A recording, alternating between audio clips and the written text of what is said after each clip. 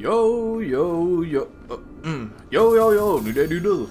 I have finally gotten through the big parts, the big missions of Monster Hunter Wilds, which is crazy, wild, some might say. I've been through the actual, main story for like. I got through it within the first day of the game being released, It's not a long main story. But there are a lot of side quests that I just kind of pushed off because I didn't really want to do them.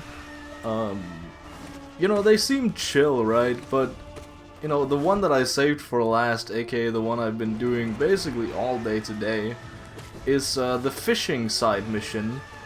Which sounds really boring, but again, it's actually pretty chill. It's just a fishing minigame, there's nothing more to it. It's a way more simple fishing minigame than in other games. You cast out your rod, you actually physically see the fish in the water, which is pretty cool. Also, when you're not, when you're just walking around, the fish are still there. Granted, there are more fish when you have fishing rod in hand, because otherwise the game would, that's just kind of unnecessary, but it's just a cool detail, right? So there are, in total, I think 4 missions with the fish catching. The first one, being introduced to just the fishing mechanics, is just go out and catch a fish. Which is really fucking simple, and it's just, you go out, cast your rod, and, whenever there's a fish, you press a single button, and then you have caught a fish. That is the single thing. Also, the one NPC you talk to, she drops a fire bar as she sends you off to catch your first fish, or after you catch your first fish, I can't remember, but she sees you off with the line, may your rod be heavy, and I have not gotten that out of my head. I am, I don't know, in like 40 years, when I am, sitting there on my boat, I have my little apprentice fisher by my side, I'm dropping that line, and I'm not saying it before that. That is the one and only time I'm pulling that out. I don't know where I'm going with this. Anyway, the fishing minigame has like the fishing side mission has like 4 missions. One is just catching a fish, which we've already been over, is really fucking easy. The 2 others, two others that are just kind of catching fish. Okay, so to take them in chronological order, you go out and you catch a slightly bigger fish, then you catch a slightly rarer fish. Actually, there might be 5 missions. Damn, I am bad at counting. You go out and catch a goldfish, and you go out and catch a slightly bigger fish, and you go out and catch an actual bigger fish that is called a whopper. That's just a type of fish, apparently. It's a big fish that actually has some sort of, other mechanics other than just, pressing a button. It feels like an actual fishing minigame instead of just button pressing game.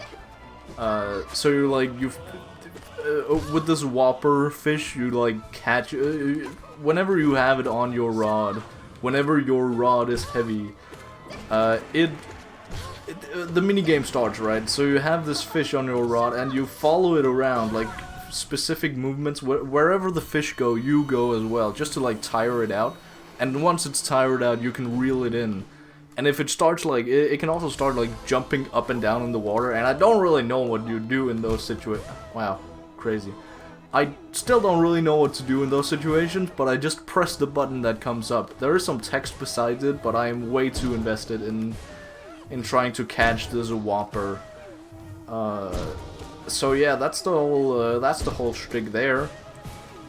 The last 5th fish you gotta catch is some underground cave fish that looks very much like I don't know, some sort of light blue triangle that is supposed to be really rare, and I thought it was rare too because I just started, like, you know, respawning at camps like 5 times in a row. Then I actually looked it up. Like I watched a video of it. I thought I was at the right place. I wasn't, so I switched to that place, set up camp and all that. When I actually looked at the fishing pond, it was just there. First try, and I caught it. First try too. It's crazy. It's insane. So yeah, that was pretty. Oh, thunder! That was pretty fucking easy. Another one that I've done today, another side mission that is not the fishing mission, but also, you know, kinda in the same realm. You gotta catch some, you know, endemic wildlife. You just gotta catch some small bugs and stuff, you know. I completed that mission. Some of them are kinda bullshit, I gotta be honest. The little... Shut up. I can't remember what they're called, but in the ruins of Wyverian ruins, you gotta go there at night, and in, you know, the storm, I don't know, and then it's, you know, hidden behind a wall, and they're really small bugs, like kind of leech-like. I can't remember their names, but they're sitting on the walls, and they're really tiny and really hard to spot. And you don't really know where they are, so you just gotta, I don't know, I only knew it after I searched up, like, specifically where to get it. Like, some of them are, like, at the start of these missions, it's like, you know, go catch a fish.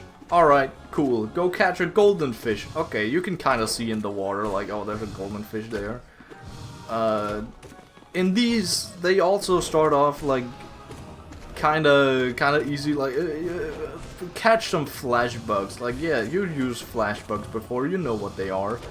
Catch some vespoids. Oh, that's like a little bit more out there, but, you know, it's still something.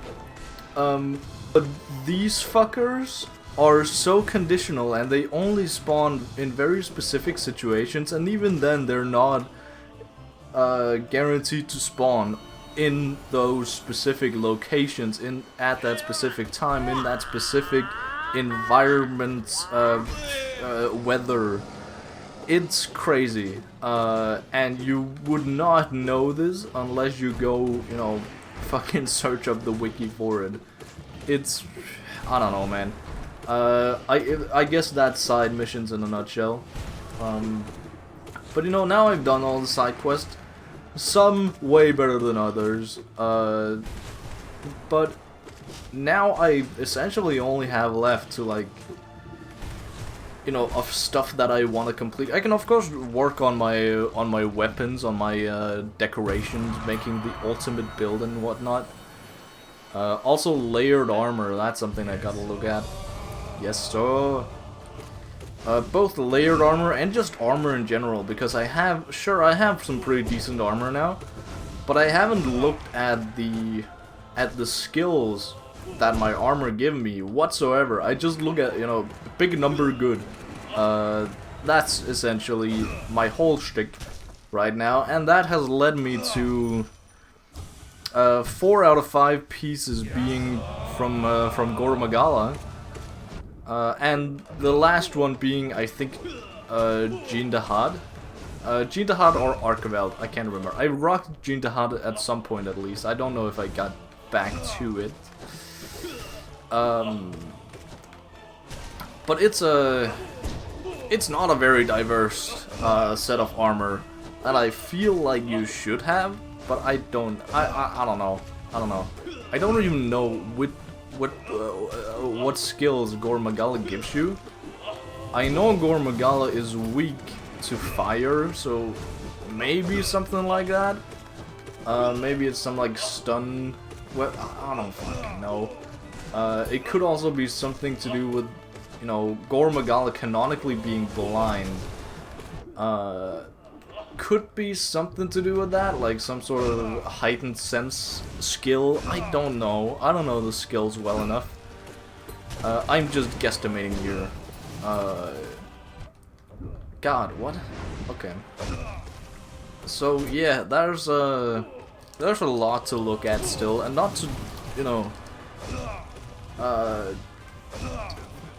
the Artian weapons also are not.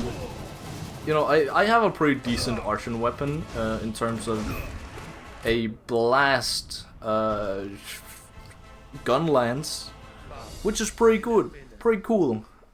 It does a lot of damage. It has very low affinity. I gotta figure out how to force my weapon to have negative affinity so that I can maximize the attack and elemental attack. Because that's apparently a meta that I've seen on the Gunlance subreddit. But I don't really know how, to be fair, I haven't really looked at how, but I don't know how it works with getting negative affinity, because the base affinity for Artian weapons, for, you know, specifically Blast at least, is 5%. Like, I cannot get lower than 5% affinity. And that leaves me with, I think roughly 480 damage, just normal attack damage. And then, you know, depending on how I upgrade it, I can get more attack damage, maybe more blast damage. But, you know, it's also, it's all very situational, right? And that's kind of the part, that's the grindy part of Monster Hunter, is, you know, grinding out this RNG. Like, you're not, you know, you can get a base weapon, sure, you know what you're getting, but you can upgrade it 5 times and get either affinity up, element up, I think sharpness up also, and then attack up, of course. So 4 different ones, where I'm only interested in 3 of them. Some more than others. The sharpness is not, like, the biggest factor in the world. So yeah, I don't know, I just gotta look into it. I also gotta look into the bow, and also if I'm even gonna go get a bow, I don't know. I gotta just look at loadouts, to be honest. Because again, I've talked about it before, but the bow and the gun lance are very different weapons. So the fact that there are different skills and, you know, decorations that you can only have on armor and on weapons,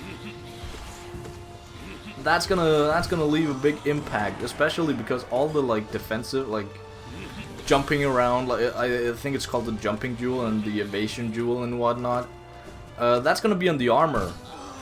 So that's gonna be there no matter what, whether I'm rocking the bow or the gun lance. The gun lance is very territorial. You're just standing there, tanking attacks and, you know, punishing the monster for being in the same area. Which is cool in and of itself, but it takes, you know, it nerfs you quite a bit if you're gonna spend a couple decoration slots on the fucking evasion jewel, because that just ups your evasion window. Like, you can jump away from monsters better, but you're never jumping away from monsters as a gun lance user. You're just standing there tanking, and that's kind of the, you know, the balancing act of, like, I really want to use the bow and I really want to use the gun lance, but I might have to figure out something else to do with my, like, oh wait, I am so close to dying. I gotta figure out something else to do with the with my secondary weapon. These are not good matches to have together. They're both cool weapons in their own right, and they're both really fun to play, but they're just not good on the same build. So what I'm leaning towards doing is switching out my bow for a hammer, just for, like, you know, better DPS, I guess. Not that the Gunland, you know, necessarily lacks in DPS, but I also I don't know, I just want to go back to Hammer, because Hammer is my original main, so I don't want to just fucking leave it in the dust, here in Wilds. But I also, you know, I've looked at other things that, you know, because there are, like, things that there are decorations that I really want to go with the Gunlands. Mainly like the, you know, artillery. There's the magazine decorations, and then the, is it just called the wall? Iron wall or something like that, that just makes my defense better.